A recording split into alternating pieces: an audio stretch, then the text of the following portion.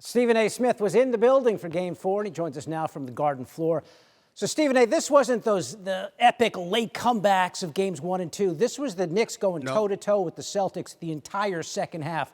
What stood out to you about the way the Knicks played tonight? Well, what you just said, how they went toe-to-toe, how they were ready for battle, how they showed up and they played defense collectively. Offensively, you had 4 different dudes scoring in double figures. This is what you expected from the New York Knicks. Not necessarily to win games, but to make it a grind and to make sure that the reigning defending NBA champions knew they were in a dogfight. For the first 3 quarters of Games 1 and 2, you didn't see that. And then the Knicks miraculously came back from 20-point deficits. In Game 3, they got blitzed. And you know Boston, the best road team in the NBA, 5 games better than they were at home during this regular season, came into Madison Square Garden and bum rushed the New York Knicks. So you walked up in here, and that momentum, that vibe, that fervor, and everything that came with it for Game 3 at Madison Square Garden clearly dissipated to some degree coming into Game 4 because there were a lot of New Yorkers that were incredibly concerned.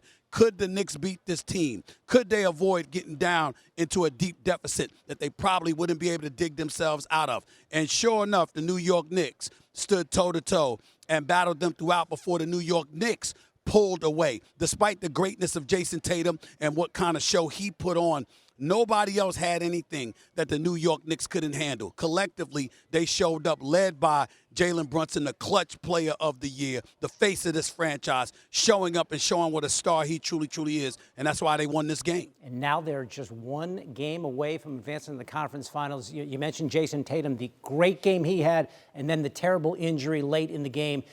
And so now the Celtics have to try to regroup and win 3 in a row, likely without their best player. What sense do you have of what this series is going to look like the rest of the way? Well, first order of business, we don't know what happened to him yet. A whole bunch of people are speculating courtside that it's a torn Achilles because it looked very similar to what happened to Kevin Durant years ago in the NBA Finals against Toronto. We hope that's not it, but everybody is of the mindset that's how it looked to the human eye, those of us near courtside watching what transpired to him, so we wish him nothing but the best. As it pertains to the Boston Celtics, Jaylen Brown is getting paid $304 million for a reason. This kid Pritchard is 6th man of the year. Al Horford is a champion. Derek White and obviously Drew Holiday, they're champions. We know what they bring to the table, and you can't count them out.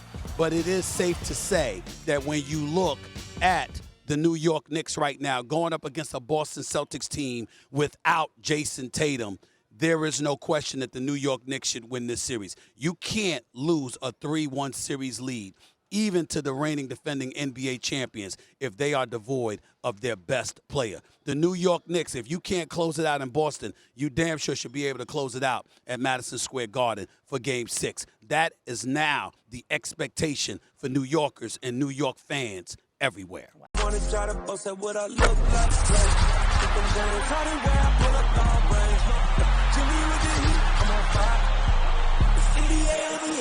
fire.